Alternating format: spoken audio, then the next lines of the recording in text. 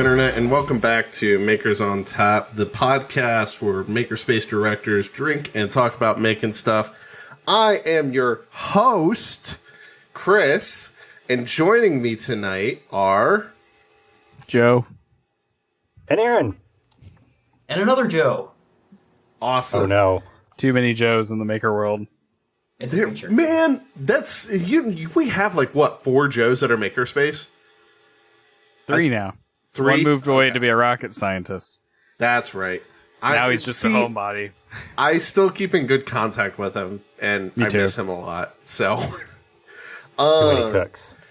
but no, we're here to No, Aaron. just have a casual conversation with Joe from Filament Library, and we're excited to have you on after having you on last week during the Verf After Dark.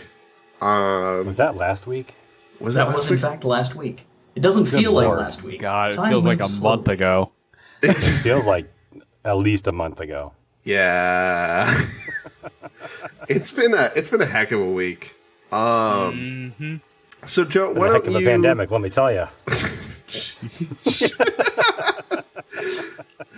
Joe, Don't even get me started. dude, we're gonna have old re-record Aaron on this, aren't we? That's what I'm hearing already. Yeah, I'm feeling great. God. Yeah. Feeling the greatest I felt in weeks. Fair enough. good. Fair enough. Good. So I'm owning it. Joe, why don't you tell us a little bit about yourself? Sure. So, as I said, my name is Joe. I run a web app called filamentcolors.xyz. In my private life, I am a teacher, and that's how I bring in the big bucks. And I'm also a programmer. For fun, I was a programmer before I became an educator. And I also run a small international nonprofit dedicated to accessibility in what little spare time I have. Oh, okay, wow. That's awesome. All the things. Yeah. I'm interested in hearing about all those things. I don't think I told you about all of those things. You did not. No. Sorry. No, that's pretty awesome. I'm sorry I got the name wrong. That's okay. That's how That's you were okay. introduced to me. So, but yes, that is awesome. Can you tell us a little bit about colors? Sure. Oh man. What's your favorite talked color? about a lot of colors. My favorite color, that is actually a surprisingly difficult topic. I mean, lots of people have favorite colors, right? But I've worked with a lot of colors, and so there are a lot that I really enjoy. I think if I have to pick just a single one that I love and just cannot get enough of, it's probably either lilac or cerulean. Damn. Okay. Those are good choices. Cerulean. Okay.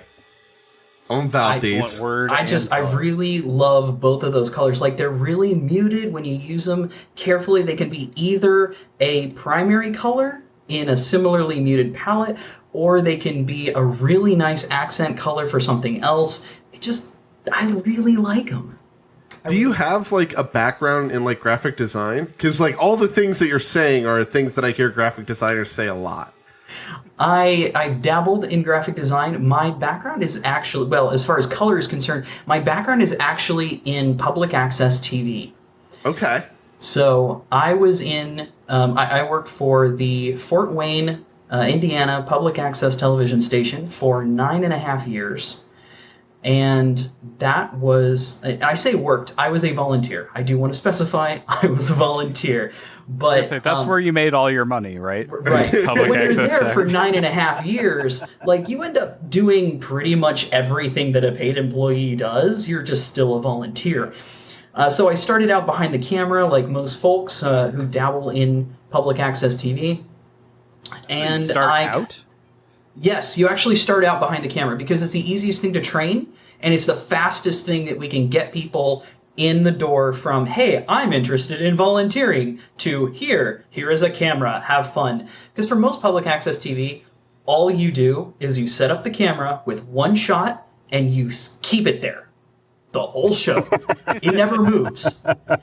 And sometimes you need to do little adjustments, like maybe a slow zoom or something like that, and that makes the volunteer feel like a big part of the process, even though it's actually the easiest possible part of the process. Okay. So yeah, everybody starts out on camera, even though it sounds really, really big. And so you start on camera, and then you move to audio after you've kind of proven your worth there. And after that, you kind of move to lighting. And after that, you can move to assistant director and then director. So eventually, I spent a lot of time on all of those positions and eventually moved to doing remote shoots and like music videos and stuff like that. But I loved lighting. Lighting was the thing that I just fell head over heels in love with, because when you're working with lighting in TV, even though public access television isn't like true TV, I mean, you're still recording things and you're sending them to people's televisions, so I guess that still counts. But you're painting with light. That's essentially what you're doing. You're taking gels and you're taking spotlights and you're presenting the talent in the best possible way. So you want to pick colors that, reflect off of their hair and reflect off of the clothing that they bring, and you want to pick colors that really highlight that person, work well with their skin tone or work well with, as I said, their hair color or their chosen theme of a color or something like that. And then you can pick different colors for different people if you've got, an interview style show going on. And just a few splashes of color can take your average public access TV show, which by basic definition is bland as hell. And you can take that and you can make it at least pop. And I love that. I just thought that was so cool. And so I kind of really got into color there. I went to school for graphic design, actually. I started my college career in graphic design. I did not pass the portfolio review at the end of first year and switched to business. So I feel that. I went to school for multimedia and graphic design with a kind of major in film. So a lot of camera op, a lot of editing, all that kind of stuff. So I feel that pain. Oh yeah, that portfolio review at the end of the year was, oh man, it was tough. And the particular way it was set up, I just didn't have another chance to repeat it. And so went to business, thoroughly enjoyed my business degree, and then decided that I hated consulting and went into programming. And that's kind of me in a nutshell. Fair enough. So How did programming go? How did programming go? It's my wheelhouse. In terms of what exactly? Can you elaborate on that? Did you like it? I love it. What'd you do? Why'd you go to teaching it afterwards? Well, because I teach programming. There you go. So That's a good reason. It was an easy transition to make, really. So my degree program for the College of Business was for consulting, and I found out that I loathe consulting. I hate it with kind of the fire of 1,000 burning suns, actually, because customers suck. And I realized that something I enjoy far more than programming far more than consulting is programming, because I don't have to actually talk to anyone. But besides that, it's all about wiring up different processes for me. I love processes. I love taking things like an input. I shove an input into one side, it does something, I get an output, and then I can take that and shove it into something else and just string things together in this ungodly Frankenstein creation. And that's just... Speaking my language. Exactly. It's so much fun. I love it. So I'm a back-end programmer. I was a back-end programmer by trade. And I found my niche in Python. I love Python. And it spoke to me with how easy it was to just kind of pseudocode my way into anything. And I completely fell in love with that. And that love took me all the way to USA Today, and I worked there for a few years. And then I bounced around a couple of other smaller companies, and then I found myself in teaching. So, yeah. What education level do you teach? So that is a vaguely complicated question, but I'll do my best to make it simple. The short version is that I teach at a code school. You're familiar, I'm sure, with the concept of a boot camp. Boot camp is generally a few weeks, 6 to 8 weeks. You take one concept and you just try and drill it into people's heads. Okay.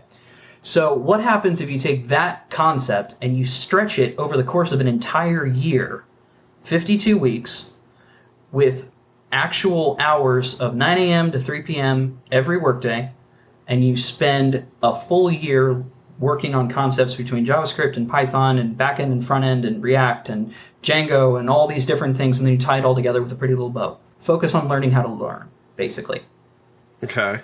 I run the end of the program. So the last 3 months of that program for Kenzie Academy, that's where I work, the last 3 months of that are intermediate Python, backend web frameworks, databases, database design, database implementation, SQL, caching, all sorts of fun and interesting things that we want people to learn and just kind of understand the concepts for and actually be able to implement. So a lot of open-ended projects, a lot of things that like you would get in a traditional junior position. So like, here's some wireframes, here's an idea, make this happen. Here's a person that you can ask who would represent your senior developer, your project lead, or something like that. And the goal is to take somebody from, I want to change my career, to here is a competent junior developer with 1 year of experience at least, because we do have other things that they can do after that 1 year if they choose to. And here, here's a list of all the things they know, and here, take this person and train them for your stack. And it works really, really well because I kind of treat it like a second chance, really, as far as careers go. Because we get people who are just coming out of high school. We get people who are just coming out of college and realize that they hated it. We've got, my personal favorite was a dude who spent 40 years in finance. Like, he's literally grandfather. And he came in and he's like, yeah, I looked up one day and I just didn't want to be here anymore. And so I left. Story of my life. And my grandkids tell me that coding is this next thing, that this is where I need to be. So here I am. Dude was great. Had a great analytical mind, kicked ass, and is happily working at a very large company in Maine right now. So yeah, it's all kinds of fun. We've got lawyers, we've got finance people, we've got people who just need a change in life. It's really fun. But yeah, that's what I do, and I love it. Neat. That's awesome. Where are you located? That's really cool. Indianapolis. That's not that far away from us. Yeah. Yeah, you're in Chicago, right? We're in Peoria. Little Peoria. south. Okay. Yeah. Okay. Yep, Indianapolis, Indiana. About So do you 3 go hours. to Kilroy's at all? I'm sorry, what was that? Do you go to Kilroy's? I have Grill. been to Kilroy's. I'm not much of a drinker, actually, believe it or not. So, unfortunately, You don't go for the beer. You go for the breadsticks. I have honestly never had the breadsticks at Kilroy's. God damn it. Sorry. I'll add it to my list, They got Bosco though. sticks. When the city Which they stops call being on breadsticks. lockdown. Yeah, they got the best breadsticks where they got mozzarella, cheese, and pepperoni on the inside. You And they're the tempt best. me. I'm so Every hungry. time I drive by Indianapolis, I convince whoever I'm with, we need to stop. All right. I'll add it to my Sidetrack. ever-growing list of things to try. So that's dang. Okay. So you also said before we hopped in here that you operate a nonprofit. Yes. Do you want to tell us a little bit about that? Sure. I mean, frequently I like to tell people about that. But sure. So I run a small international nonprofit called the Grapheus Group. We are an international transcription house working to increase accessibility on the internet. So basically what that translates to in non-businessy terms is that we help people who suffer from some sort of either physical or technological disability in that they cannot access some piece of content. So let's say you are blind or heavily dyslexic, or you have zero data or something like that. You have an image or a video or a piece of audio that you need to access or you need access to. So you bring that to us. We take that content, we hook you up with one of our volunteers who has a list of templates to turn that into a standard piece of formatted text. Everybody can take in text. If you're blind, you can use a screen reader. If you're dyslexic, you can have a font or a specific color scheme that works best for you personally, but everybody can work with text. So our volunteers help take that and turn it into text, and then we give that back to you. We also run a service pro bono on Reddit. So you may have actually seen some of our comments before, we have about 72 different partners. You may have seen a comment that lists out in a specific format an image or something like that, whatever the main topic of the thread is about. And then at the very bottom it says, I'm a human volunteer transcriber for Reddit, and you could be too. So if you've ever seen one of those comments, that is one of my volunteers, my organization. We are located here in Indianapolis, and we have a staff of about 19 mods and actual staff, because it is a 501c3 registered nonprofit. And we have about 3,300 volunteers around the world in all 7 continents, including Antarctica. Nice. That's an accomplishment. I know, right? Yeah, we actually How do you teach a penguin to read? Well, I had that same question. But we actually maintain a volunteer map, so whoever is comfortable with sharing this information, and they can give us their city, country, and so on and so forth. And there are 2 researchers who have done volunteer work with us while they were stationed in Antarctica. There was one at Australia's Davis Station and one at the UK's Rothera Station. So, Wow. 2 folks in Antarctica. What else are you gonna do in Antarctica? Like, I don't really know. Look at the cold. ice. It's pretty. I'll give it that. Right. Dude, that's such an amazing mission. Holy cow. It is so much fun. Awesome. It's so much fun. Do you have a personal connection to that? Like, what was the driving force for you to start that? That's a great question. That is a fantastic question. Good job, Chris. look at you. It's almost like I've interviewed sometimes before. I'm so glad we promoted you Right? to host. Yeah, so host. the short version is that I had a really crappy phone, like 5 or 6 years ago, probably 6 years ago going on now. I had a really crappy phone, and I really liked this subreddit called D&D Green Text, which, if you're not familiar with it, is basically just screenshots of 4chan adventures in D&D. Yep. And if you're not familiar with Dungeons & Dragons. Joe's like, what's that? Well, you gotta make sure everybody's on the same page. So anyway, I had this really crappy phone. I couldn't actually blow up the screenshots large enough to read them on my lunch breaks. And so what I would do then is I would go back and I would save the link and then type it all out, just on the off chance that there was somebody like me who couldn't access it, and it was really good typing practice. I just enjoy typing sometimes. So I would type it all out in the comments, and then I did that for about two-ish years, just occasionally on my own for fun. And then I started noticing like people actually looking for the comments and like pinging me and asking me to come type these things out. I was like, sure, what the hell? It was fun. And then someone else started doing it, and that was weird. And like we kind of dodged each other around the subreddit. Like he would try and beat me to different submissions, and then eventually the subreddit mods reached out to me and basically said, "Hey, we love your work. You were totally here first. So do you want to be a mod?" It's like, yes, I want to be a mod. Sure, I love this community. And so I became a mod, and then the first thing I did when I became a mod was that I set up, because you can't do this if you're not a mod, I set up a ping so that anytime an image got posted, I would get a mod mail about it. That is totally cheating, but I did it anyway. So I knew, like, as soon as stuff got posted, I would get a notification on my phone so that I could beat this other guy, whoever it was. And then eventually we started talking. We had a very friendly conversation, and it basically came out to him and I sitting down. It turned out to be a bored college student in Maryland. I was a bored person doing tech support at the time, and we sat down and we were like, okay, let's design a system so that we can make this automated system. It's like a job board, so that I can like say, I'm going to work on this, and that way you don't work on it, we waste effort, and that way you can go work on something else, and like we can actually have fun, and maybe we can get other people to join, and it'll be cool. So we built the system in like a week, and by we I mean me, and we deployed it.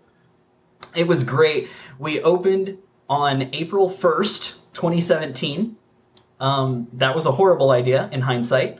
But we were really excited about it. Like, we were so excited about it because we just spent this week going over all of the different pieces and like actually treating it like this was going to be a big thing. And we're looking at it like, who the hell's going to want to do this? Like, we're crazy, right? We're totally crazy. We're just going to do this and have fun.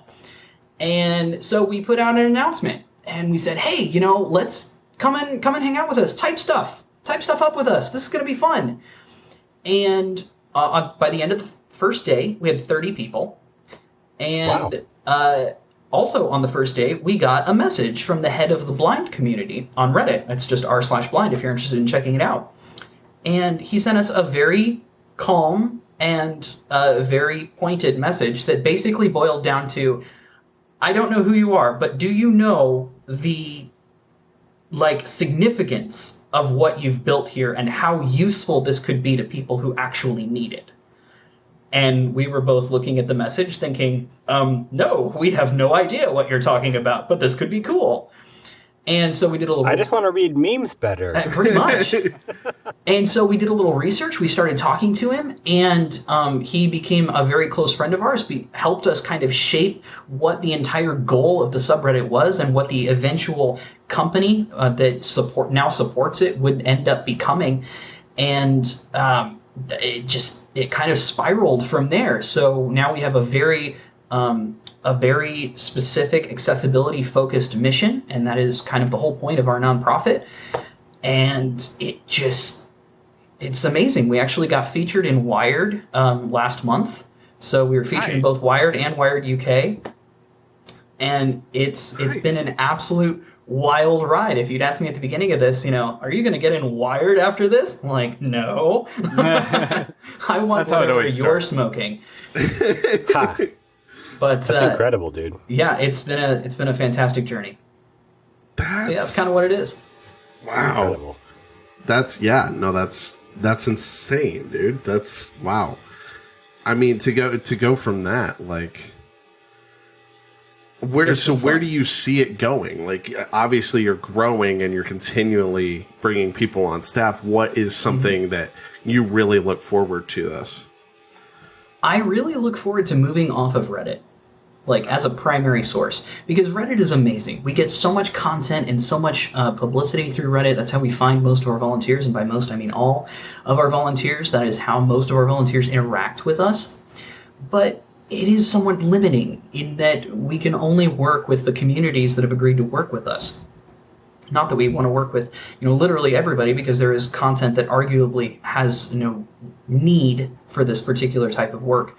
But what I would really like to do is work with third-party companies or YouTubers who have a focus on disability or just straight-up accessibility, or e-textbooks or something like that. Being able to take paying jobs and work with volunteers and just kind of further accessibility across the internet. I think that would be really, really cool. Writing alt text for different companies and things like that. So it's a very long-term goal, but I mean, we've lasted 3 years longer than I thought we would, considering we just hit our 3-year mark, 11 days ago. So it's been a wild ride. Absolutely.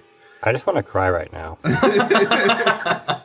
I mean, that was something that I never at the time fully appreciated because it didn't nearly affect me. But when I was managing a theater, we had what are called HI and VI readers.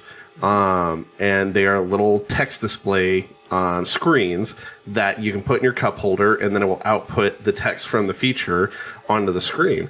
And I was always kind of just like naive, and I just didn't understand at the time. And it wasn't until I got to sit down with somebody in Champaign, where there's a huge blind and deaf community in Champaign with one of the schools out there, and just got to talk to them for an hour, and it completely just shifted.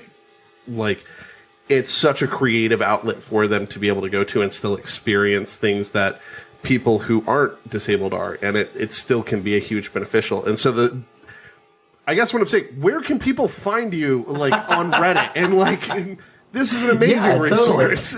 Totally. Yeah, like how can I help? So if you want to help, then you can totally check us out on Reddit. It's just r/transcribers of Reddit. One word, transcribers of Reddit is our primary home base on Reddit. We also operate 2 other sister subs. So we operate Description Please, which is a single place that you can bring anything. If you have a specific thing that you would like a description of or a transcription of, you can just bring it there and someone will be with you shortly. And we also have a subreddit called the Tor Archive, which is just TOR_archive. And that is just a straight up list of every single thing that we've done that has a transcription on it. So if you need the transcriptions, all you have to do is subscribe to that subreddit and everything that pops up is accessible. End all be all. Like that is the rule of that particular subreddit. So our transcribers of Reddit is most of the job board. It is a fully automated subreddit written by, well, the grand majority written by yours truly. And everything is accessible within the comments. So if you want to get started with something, we have a frequently asked questions, we have a checklist, we have a walkthrough, and the bots also give you instructions on in the comments of every single submission. So we try and make it as easy to get started as possible. I am going to ask the trolley question before we go into what we originally brought you on here. Yeah, it's totally fine. What is your words per minute? What is my words per minute? Okay, do you want standard or burst? Ooh, okay. I mean, obviously both. I can give you both. Though. Okay, so my average words per minute is between 90 and 95, and my burst speed is 127.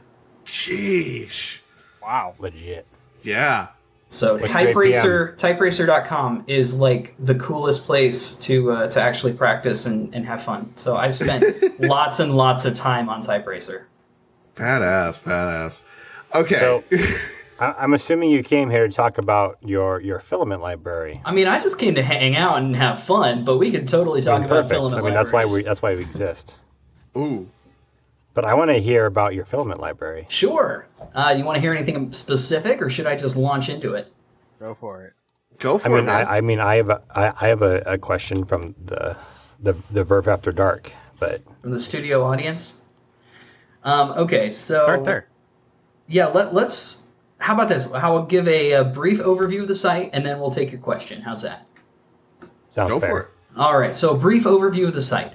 filamentcolors.xyz is a color matching system where if you find, let's say you've got a project that you're working on that you know, for example, needs 4 colors to complete. What you can do is you can sort through my library, and all it is a bunch of pieces of plastic. They're all printed the exact same way. It's all the same settings, adjusted per type. But it's all the same settings, it's all the same file, and they're all photographed the exact same way. And the whole point of it is that we want to find colors that look good together. So if we have a particular shade of blue, for example, then what we want to do is try and find the particular shade of gold or orange or somewhere in there that looks best with that specific plastic. Even if it comes from a different manufacturer, even if it's a different plastic type, for example, PLA and PETG, even if it's maybe not even produced anymore. I have a flag for that. If you want to toggle that in settings, you can find all the filaments that I have that aren't even available anymore. But you can toggle different manufacturers, so maybe if Protopasta, for example, isn't available where you live, you can just toggle that one off and you won't get suggestions for it. So the whole point is to get colors that look great together. And the really nice part about it is that it is all automatic. The entire thing is procedurally generated on the fly with every request. And the reason for that is because I want people to be able to adjust the library to fit their needs, to make sure that they are always accessing the latest and greatest pieces of information. And also, if they've disabled something, I want to be able to use the settings that they've provided me. And what the site does is it creates automated color schemes for every base color that you click on, all the way up to different types of 4 color groups. So it gives you the complement, it gives you like triadic color, and it gives you a couple different color schemes in there. I think there are 6 or 7 different color schemes that it gives you with every color available. It gets pretty silly when we get into the whites and the blacks, obviously, because you can't really do much with that. But if you have really anything, like if you pick a muted green, then you're going to get muted reds and blues that go along with it. And if you pick a really bold and vibrant color, you're going to get bold and vibrant colors that go along with it and look amazing. So the big thing about the site is that it does not match reality. That sounds weird, but let me explain that. The entire point of the site is that, the colors that the website generates, the colors that it actually works with, are what the computer sees in the pictures. The computer actually generates the color from the pictures that I upload. And since the pictures are all taken with the same lighting conditions and the same settings, then in theory they should all be the same, correct? Okay. Right. So when the website generates the colors off of that picture, that is the ground that all of the pictures have in common. They are not linked to the real world. And that's important because they are how it appears in the same light, which means that if you change the light, then your perception of all of the colors will change equally. So if you have 3 colors that look amazing together in bright, well-balanced light that are all balanced with a color balance monitor, and we've gone through all of these other things to make sure that they are as accurate as possible. If you have 3 colors that look great in very carefully cultivated lighting, they are more often than not going to look just as good when you've got them in your hand and you're looking at them in the maybe questionable lighting of your workshop. Or because it's consistent. Because it's consistent, exactly. And that is the single biggest thing that kind of drove me to create the site. Because there is another color library out there. Graybeard 3D maintains a beautiful, well-curated color library that is based on real-world color. And so if you want to go to his site, it's just graybeard3d.com. If you want to go to his site, then you can see, what do these colors actually look like when you get them into a real world, and you kind of photograph them trying to mimic real light as well as possible, held up next to a color swatch, so that you can see, what does this actually look like? My site throws that all out the window. I don't care what it actually looks like, but I care how it looks when compared to other colors. It's all about relativity. It's all about relative color. Yeah. No, that makes perfect sense. So it's a very specific niche that I try and fill. And the big reason for kind of doing this in the first place is because I hate painting. Like, I really, really hate painting. I'm not sure that I can properly put into words how much I really loathe painting. And so what I always try and do is pick the colors that I need for the project before I start the project so that I don't have to paint, because that makes me a happy camper. I hate painting. Have I mentioned how much I hate painting? So, go ahead. Okay, so that was really the whole goal. I wanted to be able to look at a blue that I had, pull it up on the library, and then see, okay, so if I want to get as good of a possible match as I can, I need to get this filament. And that's really what it boils down to. That's the whole point, in a nutshell. So what was the thing that originally, because you said you wanted to get the right colors for the project you were working on, what were the projects that kind of motivated it? At the time, it was OpenRC bodies, OpenRC F1 bodies. Okay. So I missed the first OpenRC F1 race by like 3 days because the last part that I ordered got delayed.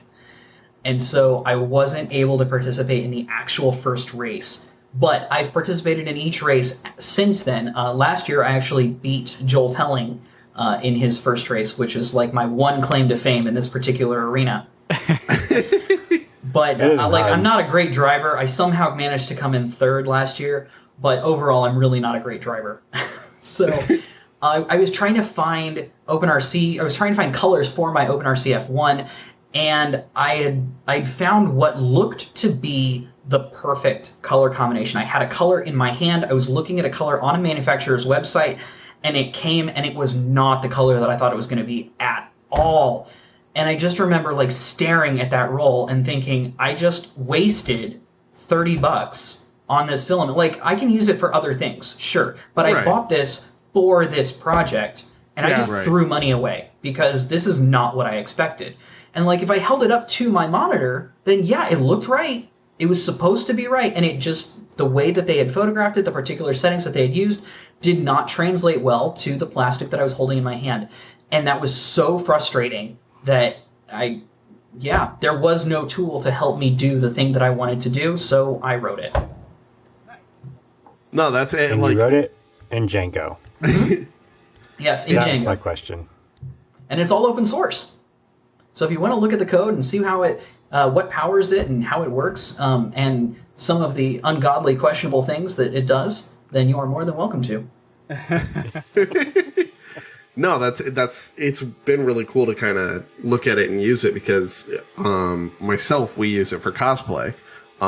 So if I don't have to like paint a whole bunch of things or layer a bunch of stuff on top of a plastic, and I can just have a good base coat before we go into the stuff and just have to sand the crap out of it, then it's fine.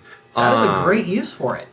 Yeah, because that's how we've gotten close to like some of the props of like, oh, well, we can use it for this because it's like, it's this close in color and it can complement this color. So that way we don't have to pick and choose and just go like, well, hope it works. We can actually see what's going to happen.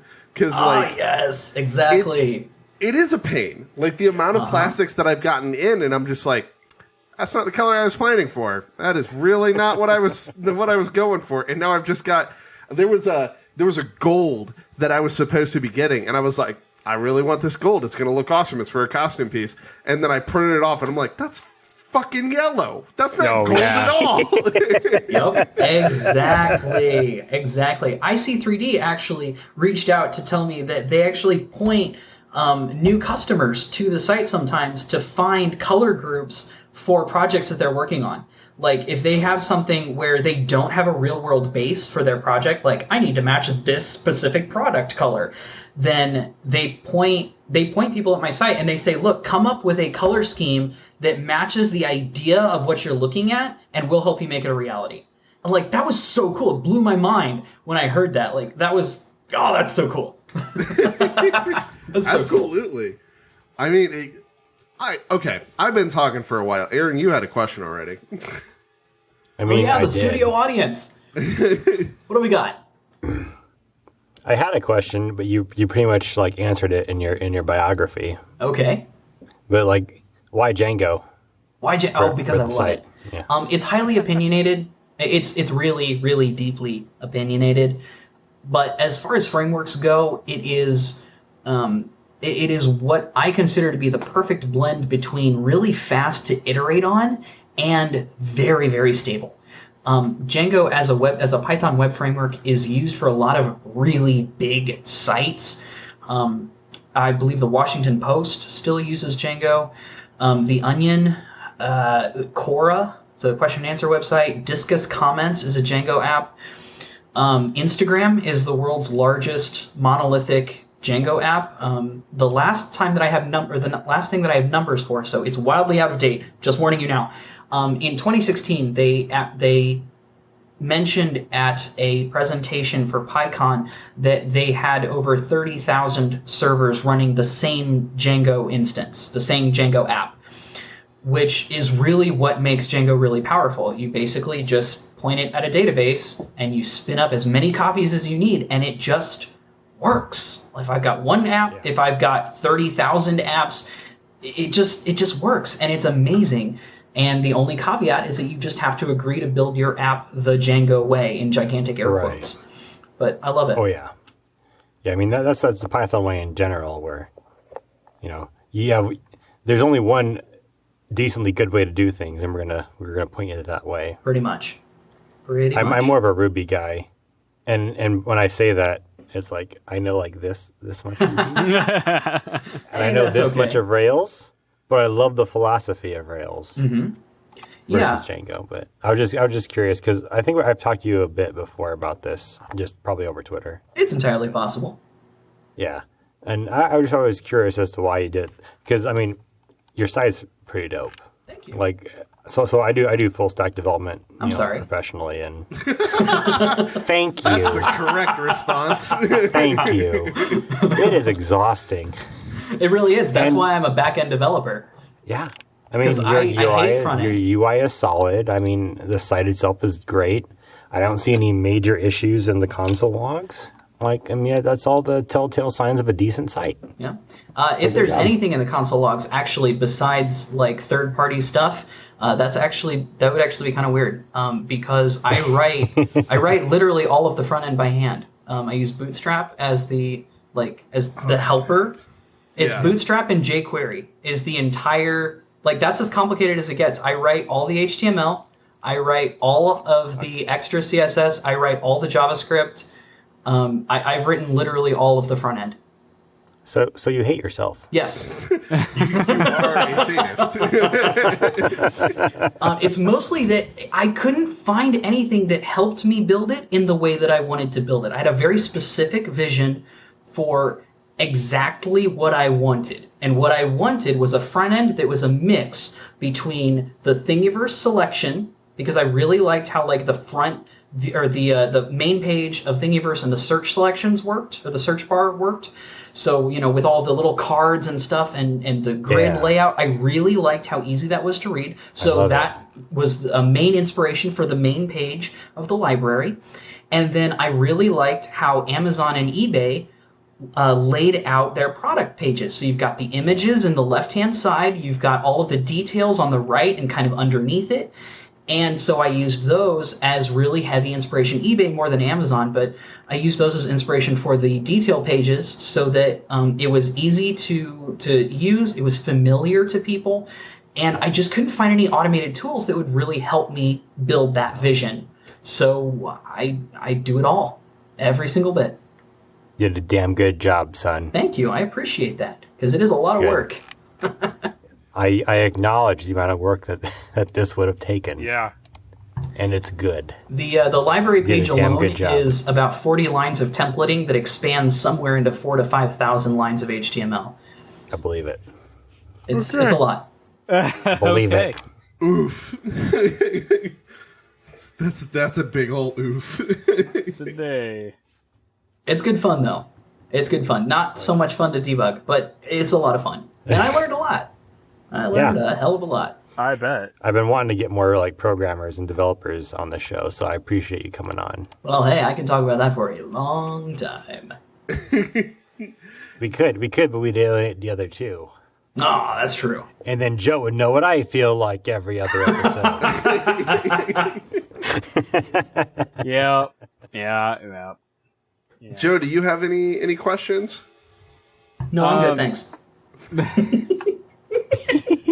There's only one that's Joe in valid. this episode. Like, do you want to know anything about us? Like, No, so have you bought a roll of filament from a manufacturer and made a sample of it and then bought another one later Yes. on, like from a different sample, and checked color fastness between Oh, yeah. them?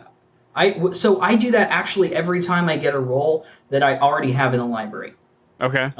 The vast majority of the time, easily at least 95 to 98% of the time, I never have to make a change. I have had to rephotograph a few because I always assume that if I get a newer roll, then obviously that's going to be the mix that's more prevalent, so that's what people are going to get more often. Yeah. So if I get something that's different than what I have, then I want to try and print it, get it indexed on the site, and actually get that as into the library. But for the most part, everything just works. The only colors that really give me a problem are the ones that are really hard to photograph. So there are some specific reds that are really a pain in the butt. And Protopasta's Mermaid's Tail HTPLA. It is so difficult to get an accurate picture of that. And I think I've finally done it. But I've easily tried probably 6 or 7 times to get an accurate representation on the site of what that filament actually looks like. because it just does not appear well on camera, and I have no idea why, because it is so ungodly gorgeous in person. Now I'm going to look it up. But in terms of like manufacturers that may not be quite so on the money with their mixes, thankfully the only one that I really want to bitch about is out of business now. So that would be Maker Geeks, and it was awful. It sucked to print, it sucked to buy, and their color variance was just all over the place. They could not maintain a stable single mix to save their business, as evidenced by the fact that they are out of business. I wasn't going to ask who was the most inconsistent. I was going to praise somebody. The only reason and say, I'm telling you is because they're out of business. If they were still in business, I would not mention it. Yeah. Fair enough. Who would you say is the most consistent, though? Ooh. That is a really good question. And that's... Chris is on it with the good the question. most consistent. Anyone who takes the process seriously is going to be consistent. Just straight up. That's you can't really get around that, because if you take the process seriously, if you actually like try, it's almost impossible to screw up, because there are so many different pieces that go into it. Sounds like a challenge. Protopasta does an amazing job. I don't know how much protopasta I have printed, but it is a lot.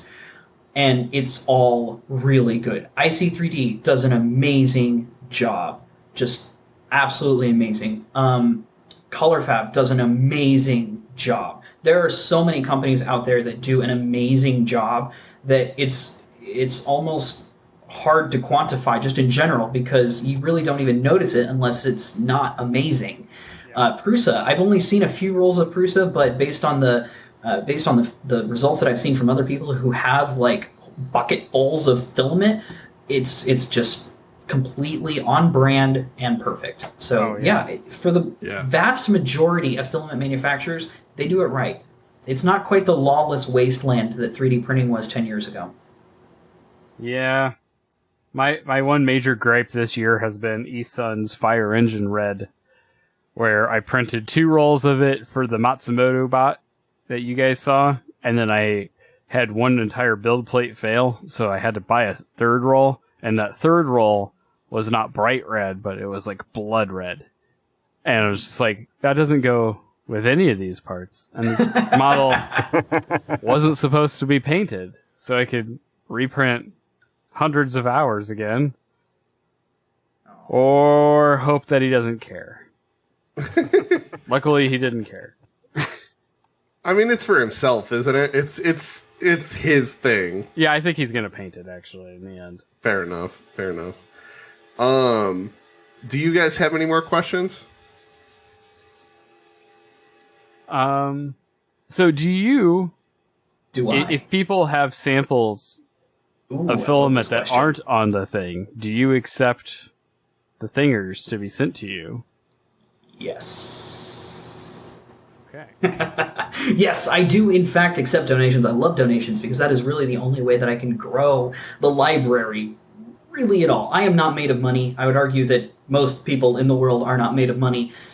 So as far as donation goes, I actually have a section for this set up on the site.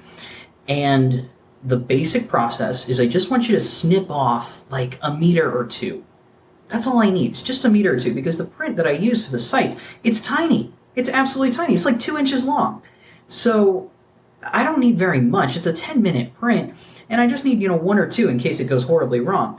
So what I ask is that you snip off a little bit of filament, throw it in a sandwich baggie with a little label that you can print off. I've got a page that you can print out and kind of label everything, stick it in a mailing envelope, and shove it off. I've got an address on the site that you can mail stuff to, and I also have a small budget of $100 a month that I can use to help pay for shipping costs if you need it. And then we also have a partnership with the 3D Geeks app, which is located in the Netherlands. So if you're in the EU or somewhere around there, then if it's easier for you to ship to the Netherlands, you can ship there. And then when he's got enough, we just kind of do a bulk box over. Oh, cool. Okay. So I print everything just to make sure that it is actually proper. I do have ways to have you guys print or other people print the actual samples themselves, but it's like a really complicated process because it was originally built in Simplify. And the other slicers, as beautiful as they are, do not really like the infill settings that Simplify gives by default. Yeah. And so it's like really obnoxiously difficult to set the part up in the Prusa slicer, which is really annoying. But yeah, so I print everything because I've got G-codes already stored that I've used for now a year. And that way I can just immediately grab them, label them. I have my lighting rig, I've got the photo rig, and I can just go through the whole process. I have a lot of filament here that isn't on your site. Yeah, and the backlog is gigantic. So there are 450, I think, 3 elements on the site right now. There are another roughly 40 on my desk ready to be printed. Ready to be photographed. They're all actually printed and labeled. Then I have roughly 5 maker boxes worth of filament to actually print. And then I have a whole box from Filament 1 that I need to go through. And then I have all of the ABS and PETG from IC3D that I still have to index. And I also have approximately 4 large fabric totes that are completely filled with samples. So there are somewhere between 200 and 300 filaments in the backlog still that I've spent a year going through, and it's still that large. Why aren't you done? I don't understand. It sounds like you are the limiting factor, sir. Yeah, I am, in fact, the limiting factor. It is incredibly time-consuming, is what it is. So actually getting everything printed, that's not too bad. It's roughly 10 minutes. I can get a changeover every roughly 12 minutes, and faster if I use multiple printers. But the biggest bottleneck is actually the photography, because in order to do 80 swatches, it's 2 pictures of each swatch, plus you have to actually make sure they line up on the grid and get everything right and make sure all your settings are correct and all that good stuff. So it takes like 4 hours to do 80 swatches. And that is really difficult to set aside that amount of time and stand over the rig for that amount of time. So it usually gets pushed off to the weekends because that's when I have 4 hours and an uninterrupted block. So then I get everything photographed. Then comes actually adding the thing. And adding the thing, I've made the process better, but man, adding the thing still sucks. So I've got 2 pictures, right? Out of those 2 pictures, I have to obviously upload them. I have to type out all of the information about them. Then I have to go find the affiliate links for to buy on Amazon, because I do try and have an Amazon link and a manufacturer link for each filament. So if you want to buy on Amazon, you help support the site. If you don't want to buy from Amazon, I totally respect that. And so I always try and give a manufacturer link if that's what you prefer. I do not get any money from those. And for a couple of manufacturers, I have like affiliate links set up, but it's basically just their product. So it isn't really helpful in the long run, because for most of those manufacturers, I have all of their filament. So it's basically just play at that point. But so I have to go get each one of those links. I have to put those in place. Then I can actually add it. So the whole process of going through and like finding the Amazon link and then finding the manufacturer link and then making sure all the data is correct, like it can take up to a minute then for each swatch just to add each swatch. And I know that doesn't sound like a lot of time, but when you're adding 80, 100 at a time, or when you're just trying to sit down and face the banality of staring at Amazon for another hour, then like it's mildly soul crushing. So it just takes a while to get through the backlog. I've got like 30 that are like all photographed now, and I just still have to actually go through the upload process for. Yeah. And that's why it takes a long time. So right now I'm about a month or 2 behind if you want to send me stuff. because like the boxes that I get from manufacturers do unfortunately end up taking a backseat usually to the weirder things, because I want to make sure I give credit where I can. So keeping track of like who sends stuff in and what I'm printing and what machine it needs to go on. Is it an exotic? Is it a PLA? Is it a nylon? Because that has to go on at one machine versus the other. And maybe that machine is down right now, so all of those filaments slowly stack up next to it. Yeah, that's basically what happens. No, absolutely. Fair enough. If people do send you samples, do you have a preference of 3mm versus 175? I absolutely do have a preference, and that would be 175. I actually was in the process of putting together a promo deal with Lulzbot so that they would... the end goal was that we were trying to get a Lulzbot Mini specifically so that we could print 3mm filament. And then they just kind of stopped responding, and then they went under. Oh no! And that's complete news to me. So, so now they're back up and running under the new ownership, but that was probably a year ago that conversation kind of drifted off now, or close to a year. And so I've been kind of waiting. I think I'm going to continue waiting until at least the current crisis is over and their marketing people are freed up, because right now they're doing amazing things. I mean, they're sending out filament left and right to people who need it to print COVID stuff. And they're like really active, which is great. Like, I'm super happy that they're active and really jumping in to the 3D printing community and being a part of it. Because that was actually something I was kind of afraid of. You know, when they got bought, I wasn't really sure that they were going to continue being a major player in 3D printing, or if they were going to change, like pivot away from the community-based aspect. Or what was going to happen. So I'm really happy to see that they are engaging with the community and they're active and they're super excited about helping. But my requests and my stuff is like super low priority, so I'm just kind of chilling out in the background. Maybe eventually I'll be able to take 3mm filament, but I also don't have a printer that I can retrofit to take 3mm. So it's just 1.75 would be great. That was a really long segue. No, fair enough. Is there a difference between the color qualities of 1.75 and 3mm? There sure isn't. No. The only thing that changes, the mix does not change. The only thing that changes is the dye that they use on the extrusion machine. That's it. Everything else is the exact same. Fair enough. So yeah, no color differences. At least not there. Anything else? Do you have questions for us?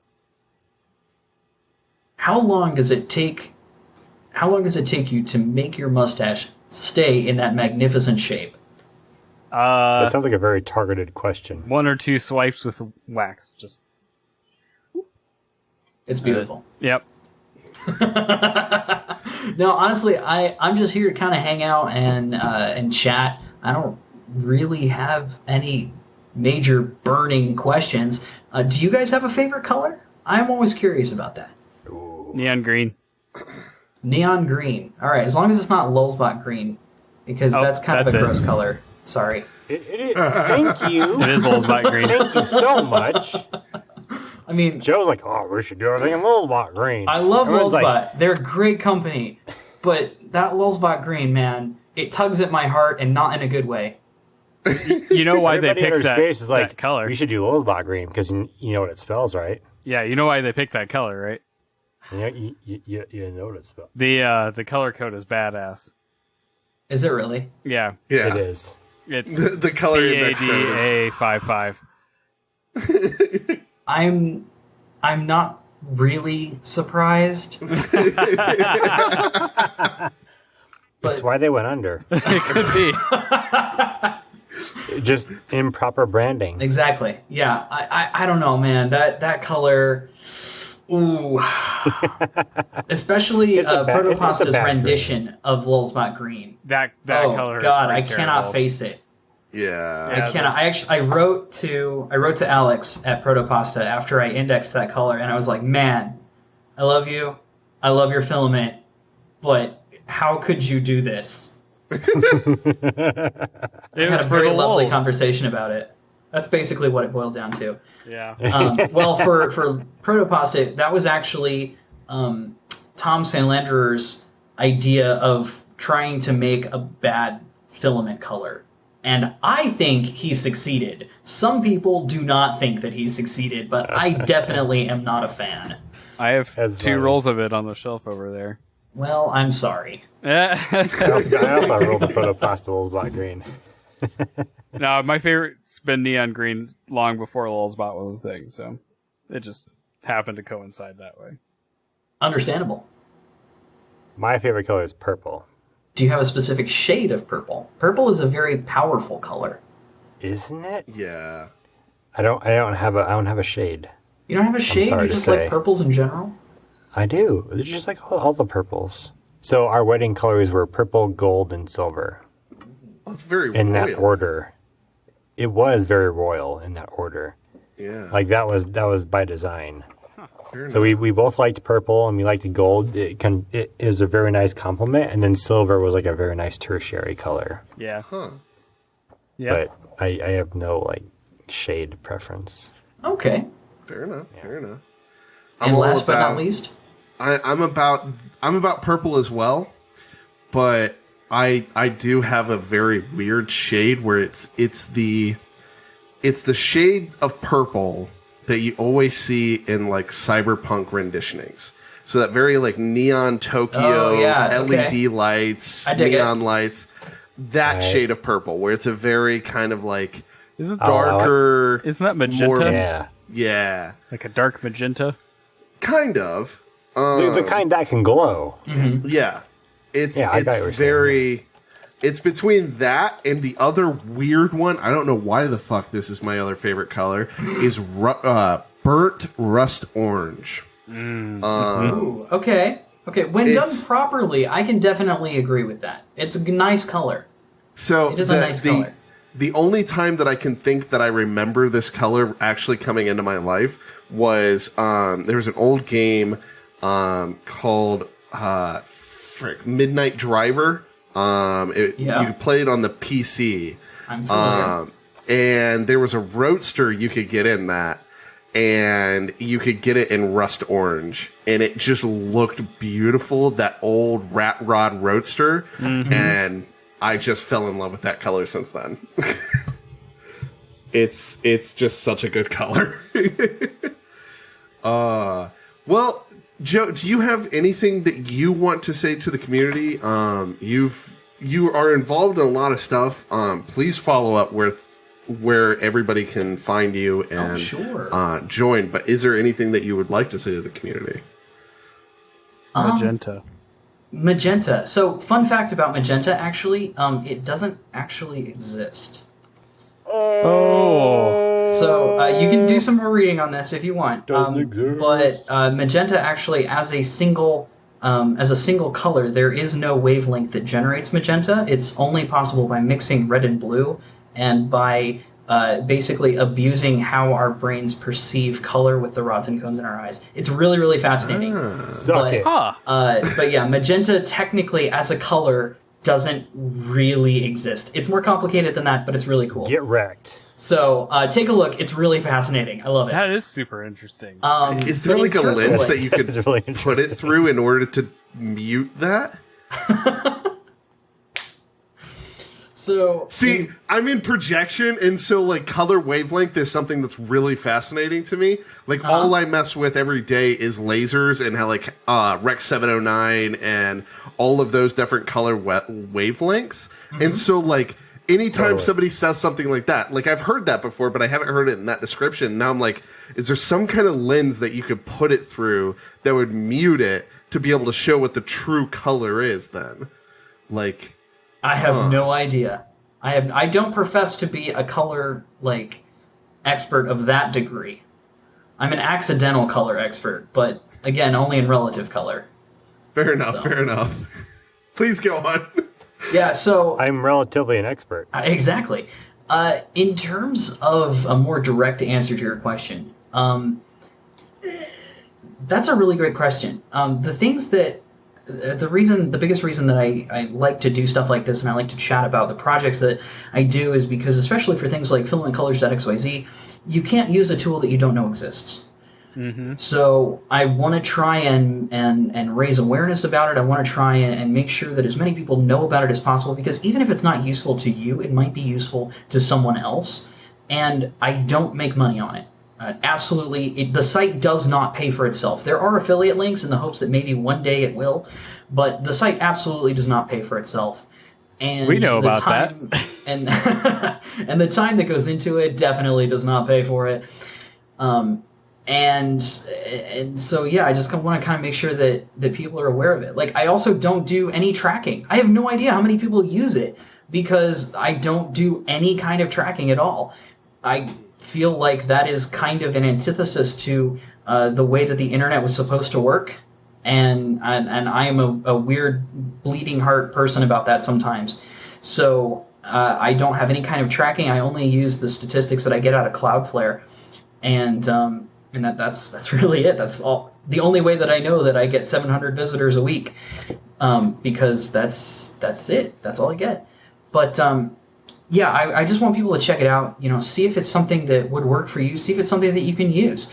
And there is also a frequently asked questions section about it. The biggest question that I get actually is one that I got at VRF, which is Pantone color. Like, I'm not going to go into the specifics of why Pantone may or may not be good for plastics, but the short version is my site is all about relative color. Pantone, if we used Pantone, it would ground the entire library to a real-world reference, which is explicitly what the site is not there to do.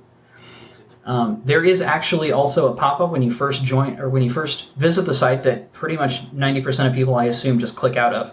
But it does actually explain how the site works.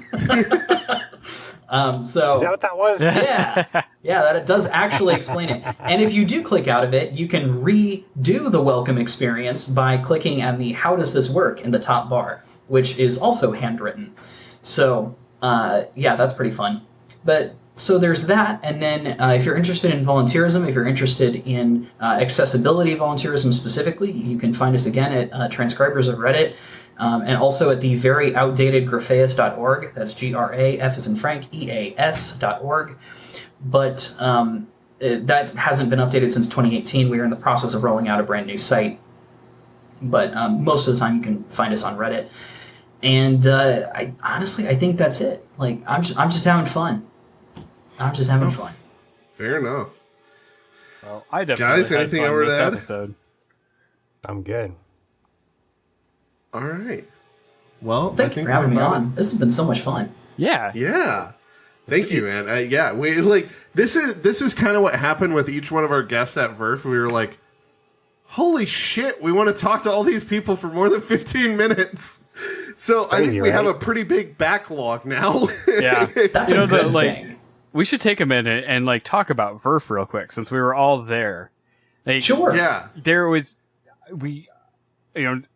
a lot of people there. I definitely was like, I really want to talk to you for another 30, 40 minutes, and you should come back. But I'm really glad that we did the format the way we did. Yes. Because it didn't allow any of us to get stale and to fall into laggy conversation or honestly, it kept a lot of the COVID discussion to a minimum because nobody had time to talk about it. Mm-hmm. And no one wanted to talk about it, but they felt like they needed to talk about it. Well, that I think feedback wise, that's been the biggest feedback that I've gotten from people who have talked to me. It's it was really good to have 6 hours of pandemic free discussion. Exactly. And it was super fun. So thank you for being on and helping us start the show in the right way. Hey, from a guest perspective, I thought it was great. It was an easy in, easy out, a very nice time block. 15 minutes is really great. And I mean, as we've kind of demonstrated, I can just go on and on. So it's really nice to have that time blocking. It worked really well. I thought it was great. I'm very excited to hopefully do it again next year. Absolutely. I think we're going to try to do it again soonish. Yeah, I'm on board for a monthly. Yeah, I am too. I don't know about that. I don't know about that. I mean, I'm looking at rebranding it to something else, but and we don't have to do 6 hours, and we don't have to do we really did it to the max, and we don't have to do it to the max again. Yeah, if we did 6 guests in an hour and a half. Yeah. something like that. It's something that's more manageable. I Yeah. could do. If we start playing him for like 6 hours and 12 hours, like That was a lot. I would hours, like to do an earlier one so we could get the European guys that missed out. Oh, Yeah. definitely. So from a guest and from a viewer perspective, would you have anything that you would like to see in the next one? Ooh. I really like the idea of having more European influences and more European voices. I think that would be super fantastic because there are so many talented people who live in the EU and surrounding areas that I would just love to hear more from. Not just the YouTubers that we're all familiar with, but there are a lot of smaller voices who don't have a chance to get on a stage and actually talk about their passions and talk about the things that really make them tick. So I think that would be absolutely fantastic. Yeah. Absolutely. We should talk Sorry, offline and get any suggestions you have for that. Because that's kind of what our show's been all about. Like, if you go back through our library, we don't have a lot of really big names on it, and that's kind of by design. So, Yeah. By design. Absolutely. and initially, our tagline for the VERF, sorry, Chris, I just want to add this because it was fun. When we saw the Slice tagline of something about all of your favorite YouTubers will be here or something. All your favorite influencers. influencers. All your favorite YouTube influencers. Our initial one was, something about none of your favorite YouTube none of your favorite influencers. YouTubers or influencers. I'm still not sure how I actually ended up in the main event, but it was fun. I mean, that's kind of what you we raised wanted your it hand. to be. Yeah, we I wanted did, it to actually. be the actual people of Murph who would be on the floor, Mm-hmm. who would either be showing off stuff or just walking around. We wanted those people because those are the people that make the community. Those are the people who were there when it was just in the garage. Like year 2, when it was just in the first section. Like, those are the people who make Murph. The companies that are there are fucking amazing. Don't get me wrong. I love everybody. Some of the greatest friends that I've made out there are from those big companies, and they're freaking awesome. But the actual community, the community is the people who are there on Saturday night getting drunk with tacos and just talking about the awesome year they've had, building the cool shit they did. And Like, they always that's say that the community. tacos aren't spicy, and they always lie. Oh, yeah.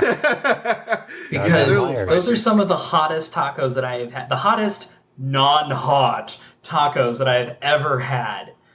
Every year. Potatoes. Yeah, I'm a spice About wussy it. too. So Every year. feel Now you. remind me, how many years actually has Murph been happening? this was supposed to be 7. This is supposed to be 7. Okay, so this would have This been, will be 7. It Okay. will be 7. Yeah. this will have been my 4th, 5th, 4th. No, I was there in 2016, so this would have been my 5th show. I was there the 2nd show, and I've been there every one since. So this would have been my 6th. Yeah, So- I love it. The first few years, I just kind of showed off some printers and talked to people about the kinds of cool stuff that you can build. The first year I actually went, I brought a telescope that I built. It was Oh, I this remember big that. meter-long telescope. I'm kind of surprised that you do, actually. But my big pitch was that I really wanted people to remember that 3D printing wasn't just for tchotchkes. Because that was like the big thing. Thingiverse was picking up steam again. We were having like Cults 3D was getting launched, and there was all these different websites that were popping up with just toys and little figurines. And that there's nothing wrong with toys and figurines, but I felt like I needed to remind people, and I could remind people that at the time there were things that you could do with it. It wasn't just a toy hobby. Like this was a real thing that you could do real things with. And so I built this gigantic telescope, and I brought it, and we had all kinds of fantastic conversations about it. And then last year, I launched filamentcolors.xyz. I kind of talked about it as a fledgling thing at the show, because I just launched it in February. And this year, I had a whole big thing planned, and it was going to be great, and I had all these things that I was going to make, and of course that worked tremendously well.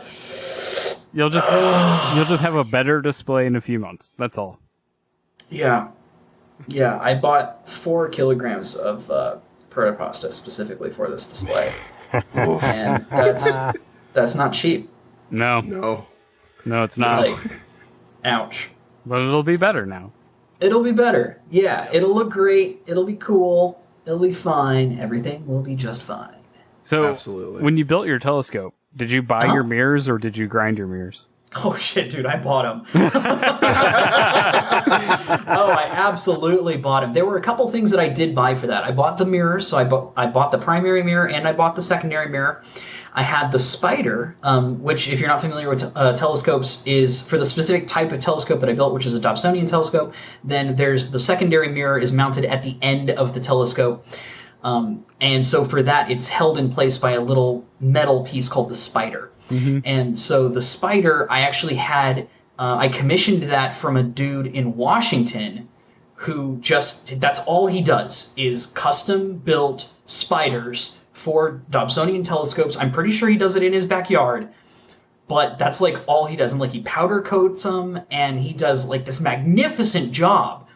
But the only way to place an order is to either call him or email him and try and work out what you're looking for, and then he like generates an invoice, at some unknown amount of time later, and eventually bills you, and then you just pay through PayPal. Like, it's easily the sketchiest thing that I've ever done online in terms of where money is concerned anyway.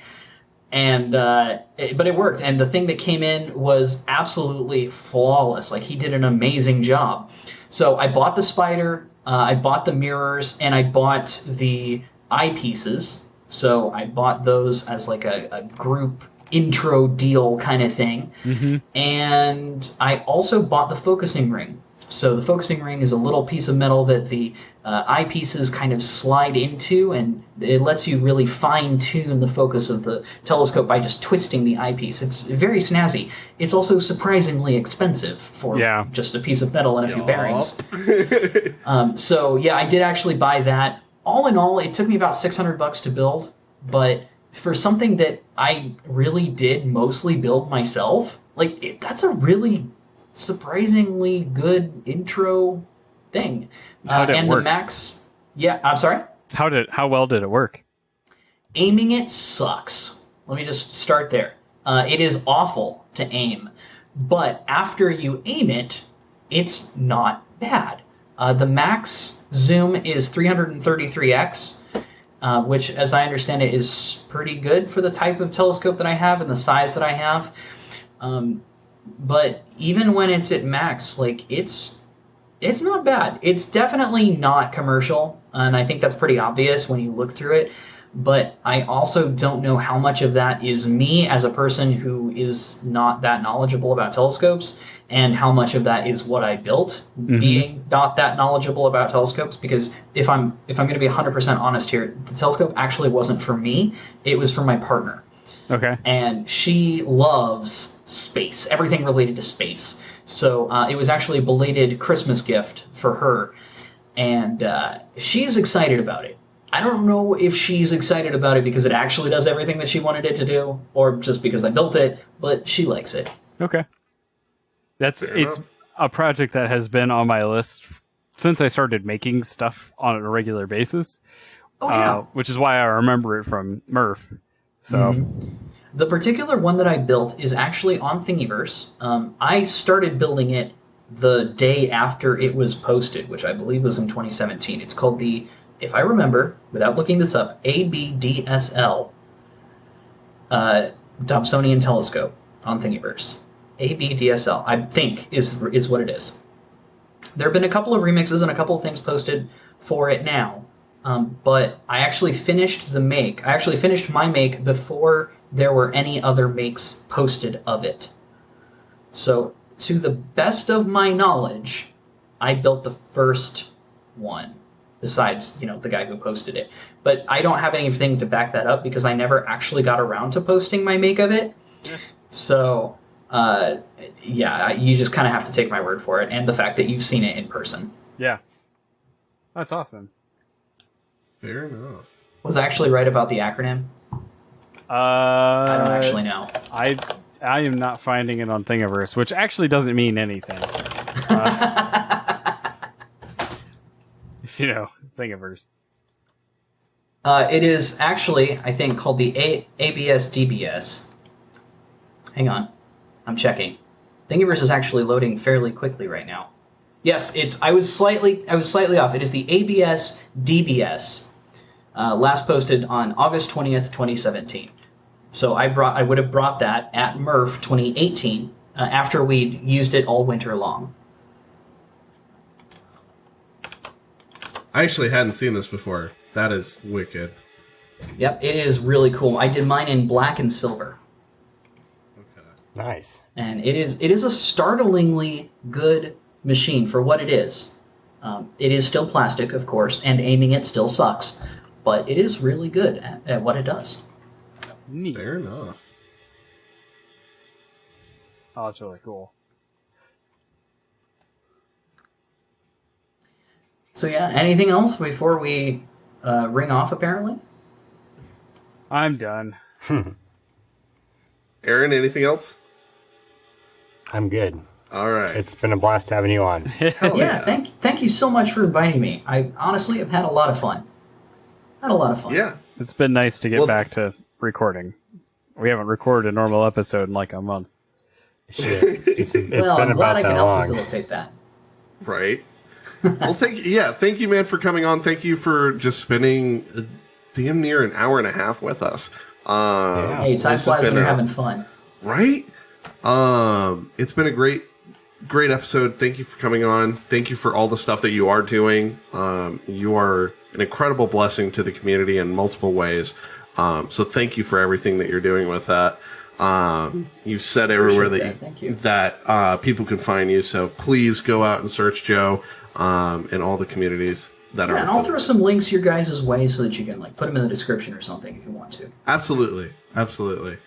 And with that, if you want to look for us, we are very active on Twitter. We are also active on Instagram. Joe is even doing some live streams with that stuff. And so if you guys would like to follow us, it's Makers on Tap. And Discord. We do have a very functioning Discord now. Yeah. After our... It's where all the cool Makers on Tap stuff happens. Yeah. There has been so you're much welcome to Discord join. activity. So if you want to join our Discord, look for us on Twitter. We have some of the links posted on there. And you're more than welcome to join. With that, I think this is it. Let's sign it off, boys. Keep making stuff. This is the end of the podcast.